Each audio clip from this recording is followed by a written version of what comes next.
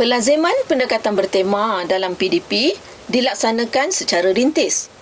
Tujuan rintis ini adalah untuk mengenal pasti kebolehlatsanaan pendekatan bertema yang melibatkan integrasi beberapa mata pelajaran di pelbagai jenis dan kategori sekolah.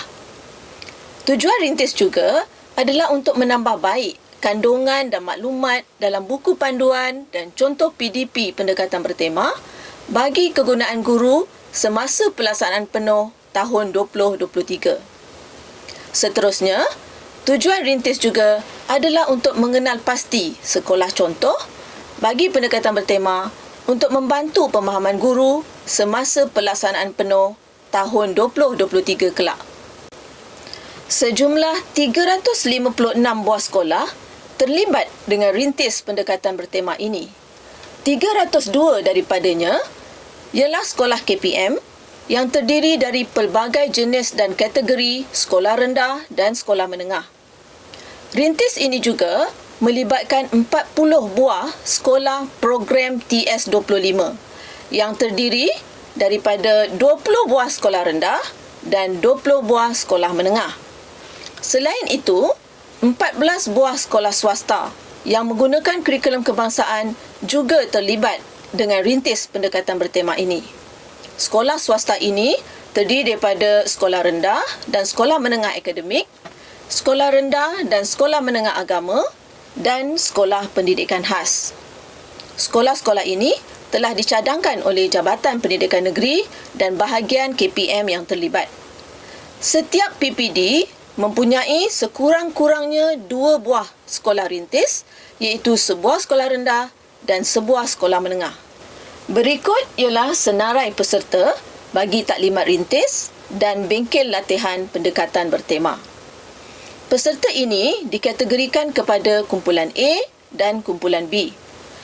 Kumpulan A akan mengikuti taklimat umum berkaitan pendekatan bertema, manakala kumpulan B akan mengikuti taklimat umum dan bengkel latihan pendekatan bertema. Setiap negeri mempunyai key personnel yang terdiri daripada pegawai di JPN masing-masing yang menjadi rujukan guru dan pentadbir sekolah di negeri tersebut. Setiap negeri juga mempunyai SISC Plus dan pensyarah IPG yang akan bersama-sama pegawai BPK dan bahagian lain KPM untuk membimbing guru dalam pelaziman pendekatan bertema ini.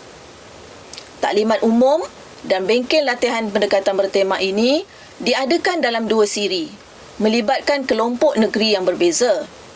Pada tarikh 15 hingga 18 November, taklimat umum dan bengkel latihan pendekatan bertema diadakan untuk peserta dari Perlis, Pulau Pinang, Kedah, Perak, Selangor, Kuala Lumpur, Putrajaya dan Negeri Sembilan. Manakala pada 22 hingga 25 November pula, taklimat umum dan bengkel latihan pendekatan bertema diadakan untuk peserta dari negeri-negeri lain, iaitu Melaka, Johor, Pahang, Terengganu, Kelantan, Labuan, Sabah dan Sarawak.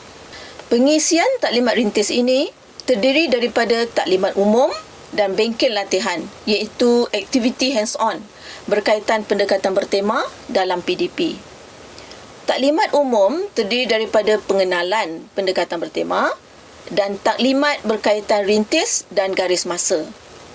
Manakala bengkel latihan pula terdiri daripada taklimat atau ceramah berkaitan pemilihan tema dan standard pembelajaran, pembinaan contoh PDP bertema dan perancangan dan pengoperasian peringkat JPN, PPD dan sekolah. Ketiga-tiga ceramah ini mempunyai aktiviti hands-on yang akan membantu guru memahami pengoperasian pendekatan bertema dalam PDP nanti. Bengkel hands-on ini mestilah diikuti oleh semua peserta kumpulan B. Bagi pengetua dan guru besar serta SIP Plus, mereka boleh memilih untuk turut serta dalam aktiviti tersebut atau untuk hadir sebagai pemerhati. Ini ialah jadual taklimat rintis dan bengkel latihan pendekatan bertema. Ia dijalankan secara dalam talian dan dilaksanakan mengikut negeri. Dengan kata lain, pautan Google Meet disediakan mengikut negeri dan ia dikendalikan oleh fasilitator dari bahagian pembangunan kurikulum.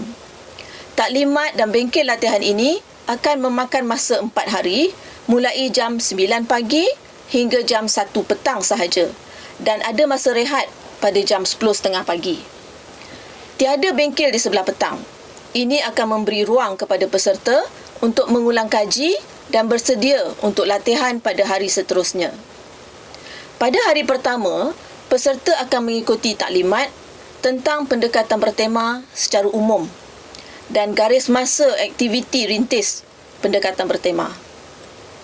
Pada hari kedua, peserta akan mengikuti taklimat tentang pemilihan tema, subtema dan standard pembelajaran.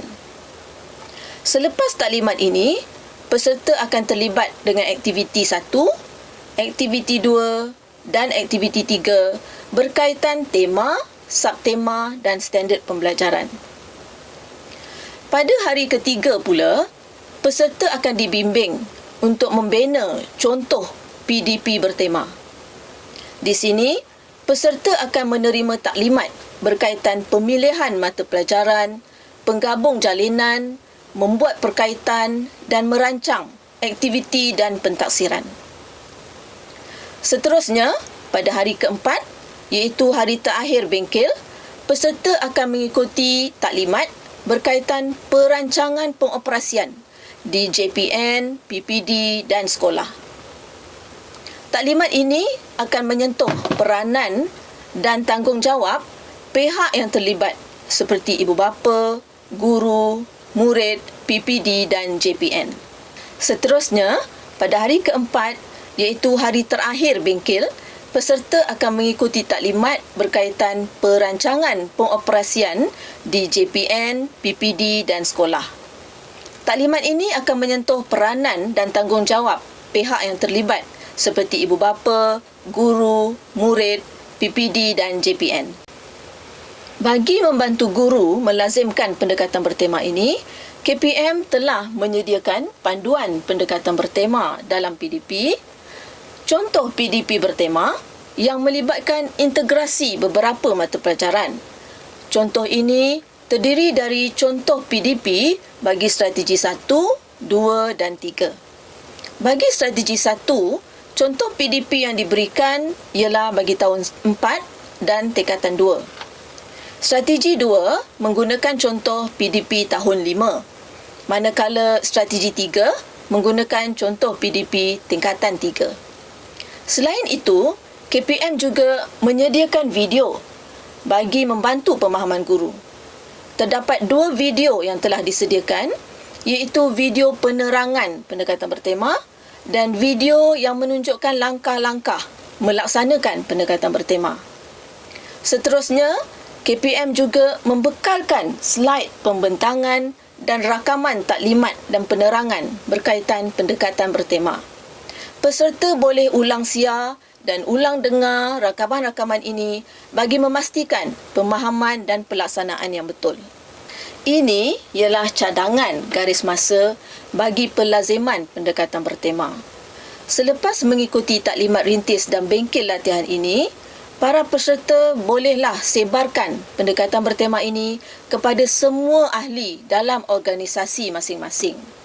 Bagi guru khususnya, selepas guru-guru di sekolah masing-masing telah faham, maka bolehlah merancang dan menyediakan rancangan pelajaran tahunan dan memasukkan pelaksanaan pendekatan bertema di dalam RPT tersebut.